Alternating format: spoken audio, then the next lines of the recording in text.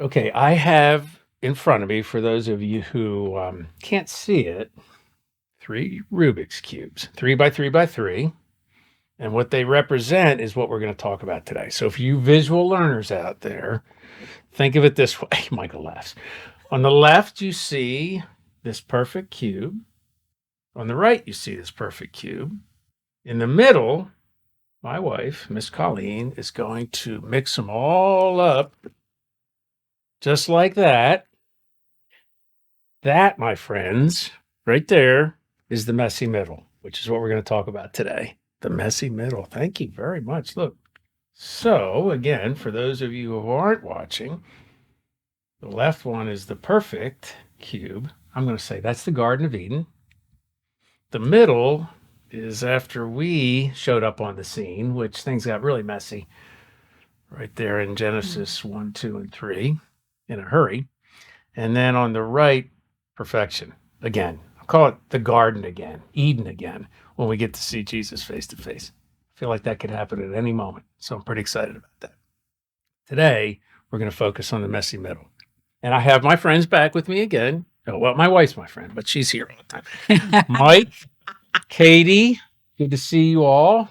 Happy New Year again, even though that's kind of been a little bit ago. We're going to talk about living in the messy middle, which is, it can be a little bit challenging. I get it, but this is what we were made to do somehow or another. So I bumped into a blog, and the woman named Cindy Powell. This is back in 2016, so it's a while ago, but I kept it, and I'm going to read it to you. I'm living in between the now and the not yet. The in-between is a real deal for all of us. It is finished, but it isn't yet finished in us. Mm-hmm. At least not in a way that we're consistently walking out, not by a long shot. Let's face it, wherever your middle may be, it's a messy place. Nothing in the middle is neat and tidy. The middle is wishy-washy. It's fickle. It's a place where you're not where you were, but you're also not yet where you'll be. You're floating somewhere in between, somewhere on the journey. So, can anybody relate to that? Yeah, a little bit? Yep. Every day. Every day. Every day. Yeah, it kind of feels that way, doesn't it? So we're going to tell a little bit of stories about maybe some of our own experiences in this life, in the messy middle. I was thinking about this and thought, well, gee, there's so many stories I could tell, right, about what that looks like. But even this past year, 2023, has been, even though it was a lot of progress, there was also a messy piece of it where I think I was questioning and wondering, just where is God in all of this? A lot of changes in our life here, but it just as I mentioned last podcast, one thing that God showed me, and the kind of words He gave me, was to be faithful in the middle of it all. So the messy can be different for different people, and we're going to talk about some of those things. So I think before I go too much further, I want to invite everybody back into the conversation. And I want to start by just saying, there's this world that we live in that we create. It's the ideal world that we believe as Christians may be what it's supposed to look like, more in Eden and maybe more in the after, in heaven. But we land somewhere in between. That could be disappointing. A little bit. So we have this misconception of what this perfect Christian life should look like. And so I'm going to check in with my panel here today and see where everybody falls. What do you think about this? We kind of acknowledge that our faith and our faith journey has ups and downs, doesn't it? So Katie, what do you think? What is your first impression on the ideal versus reality? Oh man. Yeah, a couple months ago, I was walking through some heavy stuff. Just God showed me some of my broken places I didn't necessarily, I kind of ignored for a while. I kind of knew they were there, but didn't really pay attention to them. And I was on I think I was on a Zoom call with you guys Yeah, okay. for a ministry meeting. Yes. And I was explaining some of the stuff that I was going through. And I said to you, I just want to be my most healed self for my husband and my kids. That I want my kids to see me healed. I don't want to live out in brokenness every day and be spilling all over my kids and affecting them. Mm-hmm. And Colleen said something which really hit me and has been huge for me as I continue to navigate the messy middle. She said, it's not about being healed. It's about being on the journey to healing. So there is testimony in healing, but there's amazing testimony with the people around us that are watching us walk our Christian faith, that we're just willing to walk the journey of healing and we're willing to be honest about what we're going through. So I think for me, the misconception of a perfect Christian faith is it's not about speaking when you're healed, but it's about being willing to speak when you're struggling, on the journey, in the middle of it. Being honest about where you're at. So authenticity, I think that's a big part of what when we knew we were going to be doing what we're doing here in the ministry.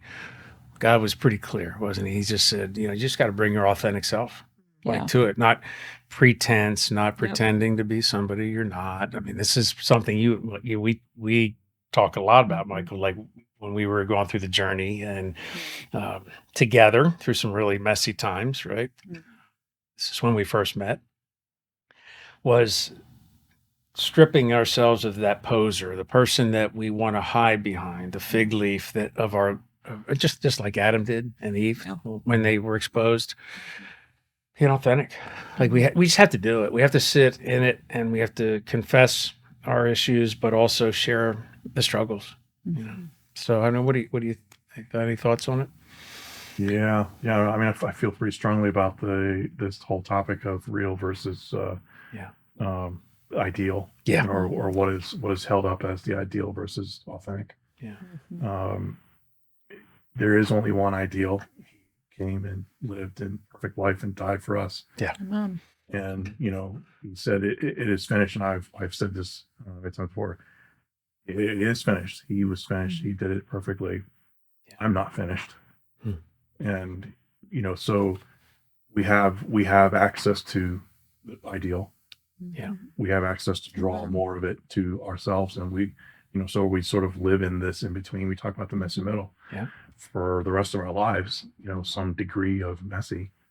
But where I think if we don't approach the whole concept of ideal versus real with the right perspective, it invites us into all kinds of problems with shame or a complete lack of understanding of what this journey is really about. I don't know the terminology necessarily for the theology around. There's a lot of theology, not all of it is good, that we get exposed to as we're growing up in the Lord. And I personally have heard all kinds of things about what happens when you get saved. Well, you're good, right? Healing comes when you get saved. It's immediate. Righteousness of Christ, which is true, positionally speaking and spiritually speaking. But what do you do with the rest of it? And if you don't have the right framework about where you are and where you're going and what the rest of it is about, you can set yourself up for a lot of disappointment and just spin. Because like you talk about the poser, where we come together every once a week, hopefully at the minimum. Maybe not. Hopefully we don't just show up twice a year. Yeah, it's true. But we get together as a body, and we're tempted to just say, hey, I'm putting on my ideal self now. I'm showing up as poser 1 and poser 2, and everything is great. The world is fantastic, doing awesome. Hope you are too. Praying for you. Yeah, you're right. Less than highly favored. That's Yeah. Yeah. That's right. So yeah, there's I'm sorry. I have a lot of feelings about No. the ideal versus not. You know, and It's not. uh, Yeah, you're wrong. it's been a roller coaster through the not ideal, and I'm at a point now where I love it just because I know where I am, I know who I am, and Yeah. why I'm here, and what is the point of the journey. So Yeah. I'm hoping that we all find that peace and that place. So Yeah. that's kind of how I see it. And it's hard to sit there. We at times, because we question, we wonder what God up to. There's we have to continue to remind ourselves that the world we live in, it's a natural world that where sin, after we bit that fruit, now we had an enemy who's kind of prowling around looking to sort of sideline our journey too. So we have that. We have just a fallen world that exists, that's just groaning in so many ways to be restored. Oh, it's over here on this side.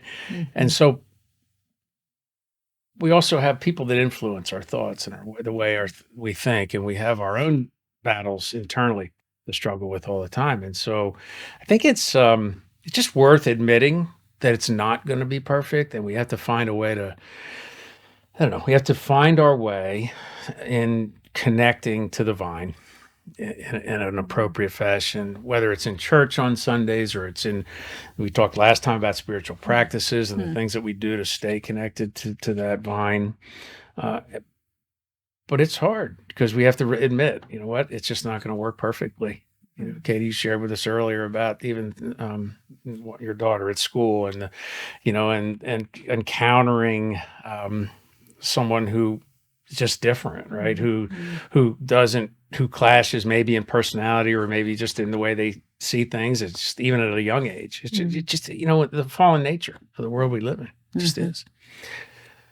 Thoughts? Well, I get to use your model Oh. because this is a really cool thing. I'm glad God showed you this. Yeah. What's interesting to me, which I think is really, really hurtful to the community and the Christian body as a whole, is that somehow, and I think Michael alluded to it, we leave the garden. We are all born into sin, as the results of what happened in Genesis 3. And so we're wandering around looking like this, and there is attitudes, whether we're aware of them or not, that as soon as somebody accepts Christ as their savior, they look like this again. So what happens when we're new believers, we take the knowledge of good. So we got the knowledge of good and evil, but it's perverted, right? So we don't really know what good is. It certainly is not how God defines good, but we decide we know good. And so we start judging everybody. So you may have somebody who has one side of their Rubik's Cube completed, and then all of this is still a mess. And yet in the church, and it was funny, we had a group of people that would drive with us to church, some older people who would drive with us to church, or we would drive them to church. And one of them met the Lord. And within like 3 or 4 weeks, one of them said to Steve and I, we're really concerned about this person because they said they accepted the Lord, but they still do X, Y, and Z. And and you guys, y'all know what I'm talking about because like this happens at every stage of the journey. I wonder how many Christians go. I know people who did not become believers because they just couldn't do all the rules. And so we scare people away with that. But then how about new believers that are like, man, I'm never going to measure up to this thing. I can't be part of this club because they're all perfect. The reality is God is going to have each of us probably complete different sides of the cube. If he wants to work with you on your attitude, he may not have you not smoking. Those are two things that, a lot of times new believers, they're still smoking. That's not Christian. I'm like, I don't see that in the Bible. But the reality is we are so required to be perfect, and we are so afraid of that judgment that we put our fig leaves back on. And so for me, if we all say, I am broken, here's the truth. God is covering each of us that are saved with the perfection of Jesus, like a cloak that comes around us. So when he looks at us, he sees the end. He sees the righteousness. We are fully covered, right? And so all those things are true. What's true of Jesus is true of us. But the not yet is he is working to transform us back to the original purpose, the cultural mandate he gave us in Genesis 1. And we need to stand up and reflect his son in this world. And so what we need to do in order to really build safe and strong community is to quit judging other people. But I will say we need to quit judging ourselves, because that standard is even worse, what we live under, and acknowledge that God's working on this part of me. And when I share that, I might hear somebody who had worked on that 10 years ago that's even younger. Like Katie may share something, and she's a lot younger than me. And I'm like, oh my goodness, like that's incredible, because God hasn't worked on that part of my life, because he's been working on other parts of my life. And so I love the Rubik's Cube, that if we can understand that this is going to look messy, but the more we share it, isn't it freeing when we can just share like the ugly junk and go, I can't even believe I still have this attitude, and let other people speak into that, or, and just stop pretending. It feels so good to just be who we are and where we're at with a God who sees us as righteous and beautiful, our salvation assured because of Christ, but still so hungry to do the original purpose he called us to. Yeah. That would be my add to it. Yeah. For the record, Katie is younger than 10 years younger than you. So just Okay, for... quick. Oh, I know. I could. Oops. Katie is the daughter I've always wanted. I know. A little bit of an age gap that I can say. Just for the record. But lighten the moment for a second. Kyle, you're so right. I mean, that's so right. Because we are covered. When God looks at us, he sees Jesus. So he doesn't see all this stuff. But he also helps us through it. Yep. Part of, we talked last time about spiritual disciplines, consistency. Okay, so this is the word, right? Consistency, because it can be sometimes confused with perfection, because we don't want to judge ourselves day in and day out about how consistent we are in the things that we need to do to I don't know, maybe get one or two of these sides together before we get to here. But it's not us that's getting any of it together. I think that's the important part to remember. But what are some of the things that impact our ability to be consistent in our practices towards wholeness? I'll call it towards whole. Katie, we love the word wholeheartedness, right? Wholeheartedly, I guess it is. Something you've written about and more been called to even talk about is our wholeheartedness toward God doesn't mean perfection, right? It doesn't mean that we have to get it all right from the beginning. Consistency, though, because we get distracted, because we have busy schedules, because we end up with demands on our life. And you talked about this, I think, last time even, or we talked off camera about, the pull towards, not being able to connect with the heart of God on all levels all the time during the day with our kids, or kind of pulling at us. I'm thankful that I don't have that. We just have the little dog who's nipping at our heels half the time. He's a puppy. The puppy. That's right. I forgot. The big puppy. He's a big puppy, actually. Yeah. Maybe we should put a picture up of Bo right about him. Oh, man. What do you think? I mean, can you relate to any of this, what we're saying? Yeah. I'm thinking, man, having kids makes any consistency so hard to be consistent, but yet because of the survival mode and the desperation all throughout the day, you actually maybe are more consistently relying on God. Oh, that's good. I like that. Yeah, because I couldn't do it on my own without those little prayers throughout the day. Yeah. But yeah, I think for me, there are times throughout the day where it's just those little prayers to get through. It's kind of like communicating with your spouse. You might have little touch points throughout the day to get you through that keep you connected. But then at night, you still have to talk about your day and how you felt about it and really connect. Yeah. So that's where I think there has to be a balance of being able to figure out what does it look like to navigate the messy middle with distractions, but then what also does it look like to remove those distractions and really dig That's so good. and spend time to meditate and get below the surface. Yeah. Mm. Yeah. Because kids can actually demonstrate what messy really looks like, can't they? I mean, puppies and kids. Yeah. Yeah. What do you recall of the consistencies of trying to manage the messy middle? Or Let's not talk about messy middle as if it's in the past. I thought you had it all worked out, man. Come Oh, on, no, come no, on, no, come no, on. no. Every time, we've talked about this before. Yeah. Every time I think I've hit the 30%, I realize I'm not even 30% of the 30%. Exactly. I think that, like as in all things, my perceptions about this have changed over the years. And in the beginning of my walk with God, it was a lot more about performance. Yeah. And so I didn't really have a good grasp of how much God loved me, or even what his character was like. Yeah. Or how I was viewed by him, or what do I have to do or not do to stay in his good graces. And so we come into it with all the formation of our childhoods and all of our personality on this is how this is just who I am, and I'm bringing this into the kingdom. And so I when I used to just avoid the disciplines, because to me it was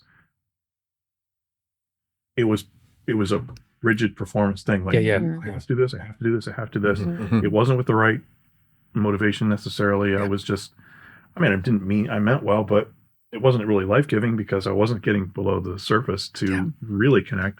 It was going through the motions because I had to do it, and I wanted to be pleasing. And but I guess at this point I'm learning that those are great, that we have to maintain the disciplines, but the point is for connection. The point is always to find Jesus, is to find that spark, the life, to be grafted into divine. Like, really, I'm feeling it's more resting in those things than it is about struggling through those things. Oh, that's really important. And which is sort of what God is. And I'm still learning this. Like, even on the drive over here today, I had this little internal dialogue with him about thinking about starting the year off with the fast, which we had talked about previously. It was kind of like, wouldn't it be nice to just live there? Not in the framework of the fast necessarily. You can't fast every day of the year, but to live in the rest of, like, what it is that I really am looking forward to in the fast is the connection. And it's the life, it's the give and take, it's the wisdom, it's all the things that you find when you connect with God in those moments. Like, what if we just lived there and spent more time in those places this year? Well, it makes the messy middle a little more, I don't know. I don't know if the word's tolerable, but able to sort of live there. And that's where we get less messy. Like, that's where the life happens. That's the exchange where we become more like him when we spend time, we all with unveiled face behold him. Well, if we aren't beholding him, there isn't going to be a lot of change. We're just going to paddle, or what do you tread water. And so many times you bring up a great point, because even as we're, kind of preparing, even to do podcasts or to write or to speak or to do any of this, I find the most productive moments are when I'm laying down my own control issues. We talked about that last time. My own objective for whatever it is I'm stepping into, and just get quiet. And say, Lord, look, forget anything that I said. You do the talking. in any moment, in every given time, even as we sit here right now, I sense a peace about the idea of surrender. So the spiritual formation, the sanctification, that process is about peeling back the layers of the onion. How many times we use that? And every layer has a messy piece to it. Yeah. And we have to be willing to peel it back and get to the wound levels, which we haven't really talked about. Okay, you referred to kind of the brokenness that goes beyond just what we see here. And so consistency is important. It's not the only thing, but it's important. What are your thoughts? Yeah, I was definitely raised in a performance-oriented environment in all areas, but definitely in religious practices. And absent that deeper connection of really being connected to God, really being healed, it was just not.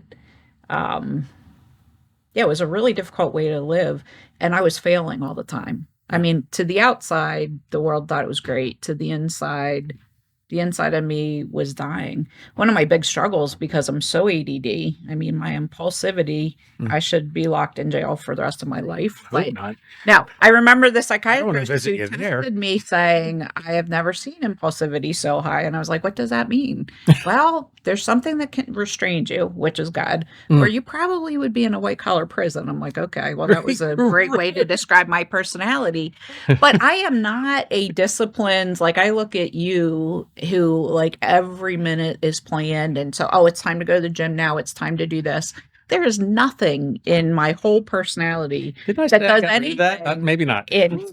You still do a lot. Okay. Routine and structure is very important to you. Yeah. And so, like, when people would say, well, I get up and I read my Bible for 15 minutes every morning, and then I go through my prayer list. I lose my prayer list every other minute, but like I do all these things. And so I would try to do those things, but I was failing all the time. And I can remember as I started really on this journey of intimacy with God, God's like, I made you. I made your personality. I knew who your parents were going to be. I knew how you were going to be nurtured. I knew every teacher you were going to have and what they taught you. So like, why would I not be okay with who I made? Mm-hmm. And then I was like, oh, wow. You know, and I remember the funniest thing God said, get rid of the prayer lists. Like, I don't need you to have that long prayer list. When I put somebody on your heart to pray for, I need you to commit to pray for them. Or if somebody asks you to pray, I don't need you to have some list that people don't necessarily get through. I need you to pray for that person. And so it started to become a game changer. But man, what a struggle. What I will say is when, you're connected to God in that beholden kind of way, and you start to realize the scriptures that talk about God's nurturance, it's like the feminine side of him alongside the fatherly strong side that he's got. If you can't have a deeper connection with him, you're never going to even understand the language that you're reading. And so I think it's those things, like I can't say I consistently do X, Y, and Z. We do Devos every morning, which is amazing. We go through the Bible. I mean, and there's consistent things like going to church and things that we do. But my relationship with God is a lot based on, like what Katie said, you're throwing up prayers during the day. You're taking time. For me, I don't even recognize sometimes when I am so distracted by the world and the busyness that I've emotionally become completely dysregulated. And so even I think something that was helpful for me is to be able to say to you, and you see me and my brain flip like this, and I'm talking to you like, could you please tell me to just go get in the hot tub? Because like I need my time with send me to my time with God, because there's nothing healthy about what is happening here. What I need, it's really showing I am not plugged into the vine. And so I think even bringing other people into your journey to remind you that, time with God is so rich, just to sit with him, even if it, you're just sitting and feeling his presence. It is so restorative. And I think the more you do that, you become more consistent in running to him. But I'm not so sure that there's like, it needs to be a certain way and I'm consistent. I think that belief was really harmful for anyone like me. Yeah. Well, that's not just you. Uh, yeah. Well, Kate, we had this conversation a few times about perfectionism and how we were brought up and how much that has sort of driven the way we operate, our operating system, which is broken to begin with. Yeah. Right. After the garden, we broke that system. Does doubt, do you ever have any doubts or kind of uncertainty about like, how do I even survive this? Because there's so much of my past that I'm still just still impacts my thinking and the parts of me that are still unhealed. Yeah. I don't know. Oh yeah, absolutely. There's so many parts that are unhealed. Yeah, but I think just what I'm hearing is when you are struggling with doubt, which for me, the doubt comes in when I start to try to fix myself on my own strength, or I try to minimize my struggles with other people, especially my safe community of people, Right. or I try to hide it until I'm better. You know, when I stop living from that authentic place and reliance on God, that's when I feel the doubt creep in. And the less I'm looking at what my identity is in Christ, the more tripped up I get by what other people tell me or unsolicited advice from people who really aren't my safe community. Yeah. That's when the doubt starts to creep in. But I find if I'm anchored in who God says I am, then I can talk to people about where I'm at now and be honest. Like just the other week, Colleen said, well, where do you think you're at in navigating through some of that brokenness? And I said, God's just showing me the depth of the brokenness right now. We're not even at the healing. He's just starting to show me the depth of it, and he's covering me in grace and love and comfort right now. Yep. Because as I start to walk through it, it's going to hurt a little bit. Yeah. But if I know who I am in Christ, then that's really like keeping myself anchored is really how I get rid of that doubt. That's it. How anchored are you feeling over there, buddy? Well, I just did eat my way through Christmas, so I feel pretty heavily. Oh, yeah. Yeah. But no, lost my train of thought there. That's okay. But, doubt, uncertainty. Yeah, no. Yeah. You start the anchor. Like a boat anchor. That's how I feel. No, we have opportunities to doubt all the time. Like I think that's the big weapon is deception. That's where we get hit a lot by the enemy.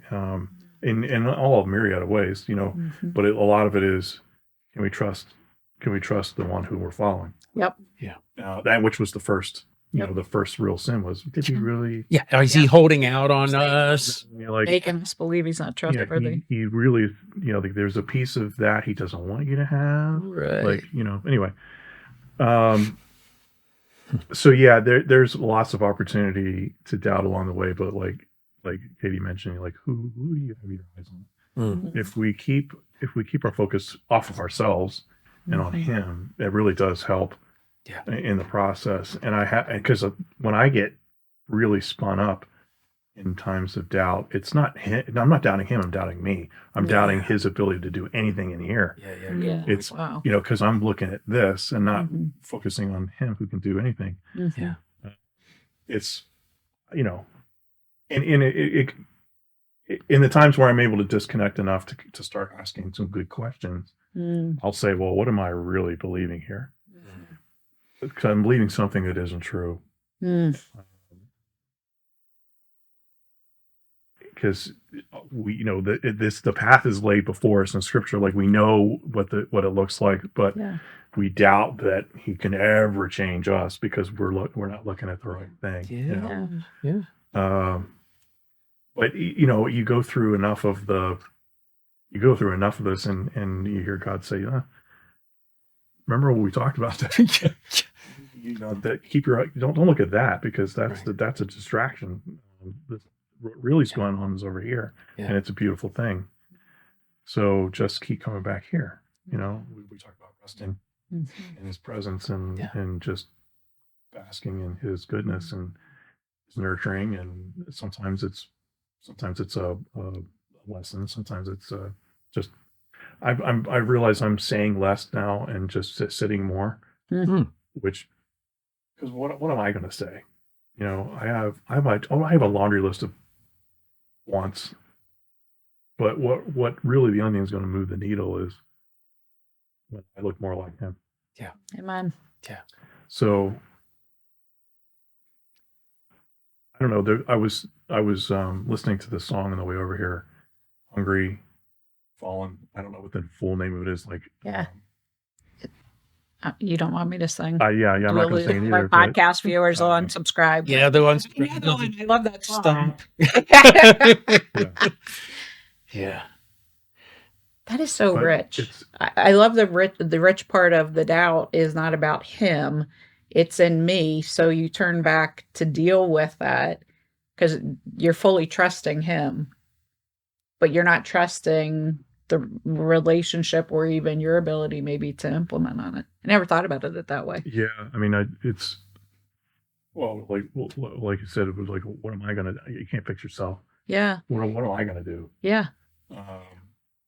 Like the words, the first phrase of that song is, "Hungry, I come to you because I know you satisfy." Yes. That's the only place, Mm-hmm.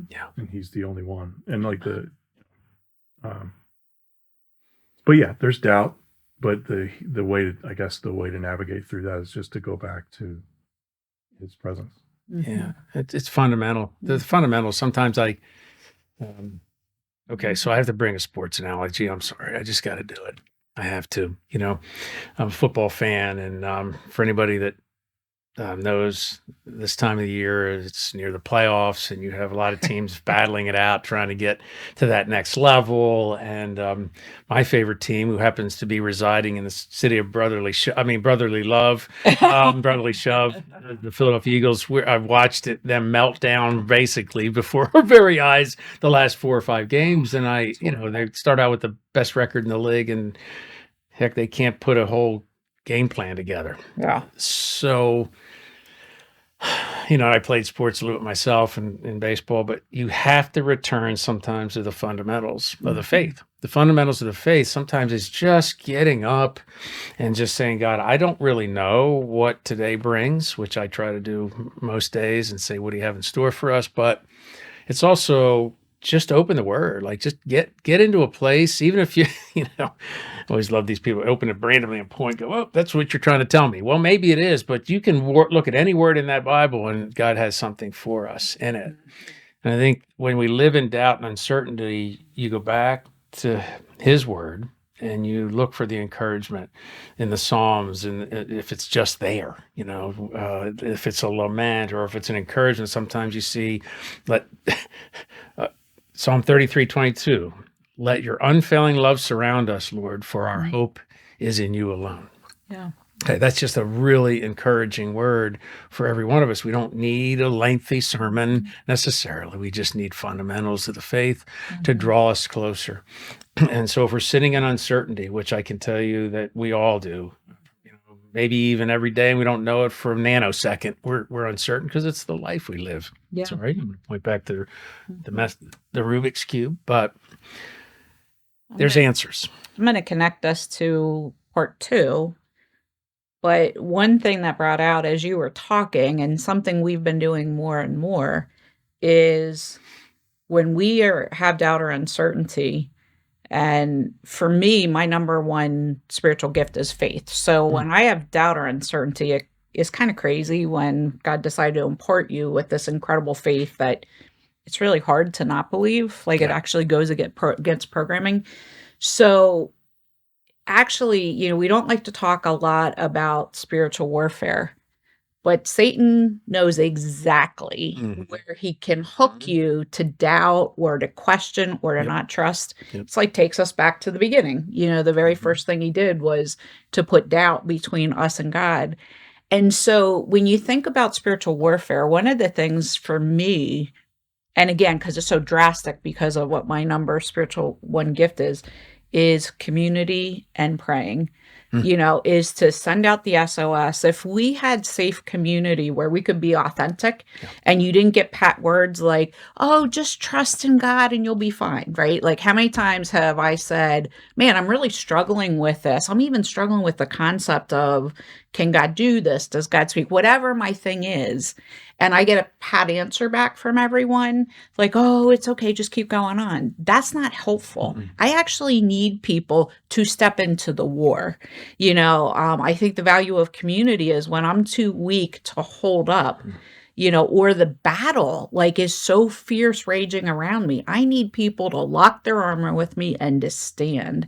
Yeah. And honestly, I come really quickly back to faith because, again, that's the gift that God's given me. Yeah. But understanding how the enemy is moving against each one of us, I think it's so important that we can SOS community and that we cover each other in those areas, because I do think that's a huge piece of the spiritual battle.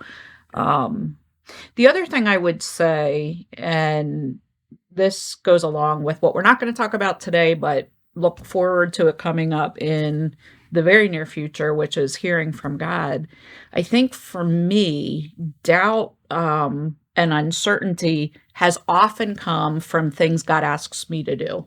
And they are crazy things. Like, you could put me in, as one of the prophets eating locusts and honey, like just really weird stuff. And as I learned to hear his voice, and he would ask me to do things, and sometimes they were smaller things and they felt really crazy to me, but he taught me obedience through some of that. And I'll tell you what, the doubt was crazy for me. Like, we just did something last week where God really shared something that would help someone in a session that we were doing. And I'm like, this is stinking crazy. And so I even say to people, I know this may sound really crazy. You don't have to do it. This is what God showed me in what could be helpful. Well, is that not doubt and uncertainty? Like, I'm not sure that's it's going to good. work, but so many times I have been obedient to what God calls me to do, and not one time did he lead me down that I didn't see. I mean, the exercise we had this person do was so amazing.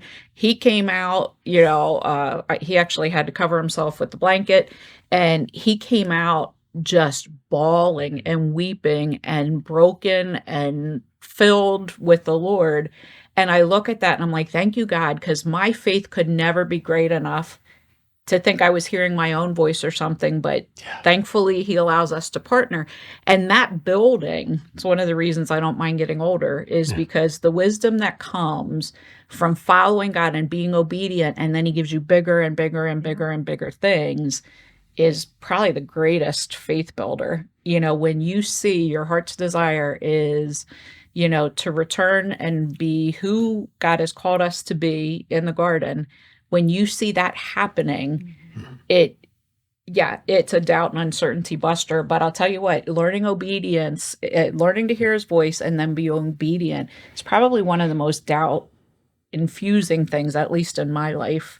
But well, thanks for sharing that, because that's a good place for us to pause.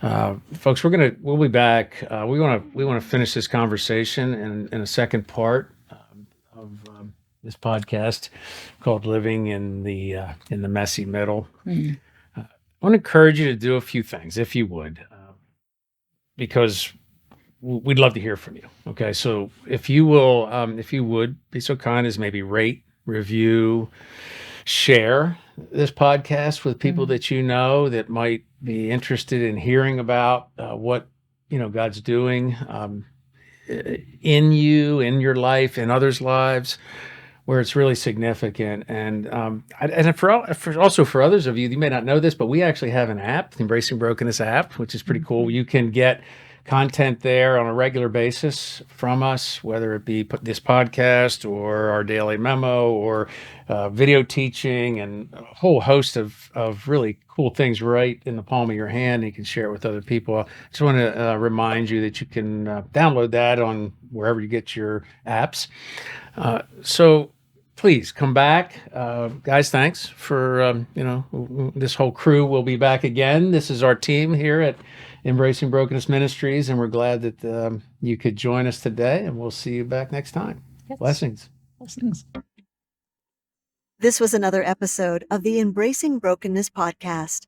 For more information on Embracing Brokenness Ministries, or to subscribe to our blog, podcast, YouTube channel, or engage with us on social media, please visit our website at embracingbrokenness.org. Thanks for joining us.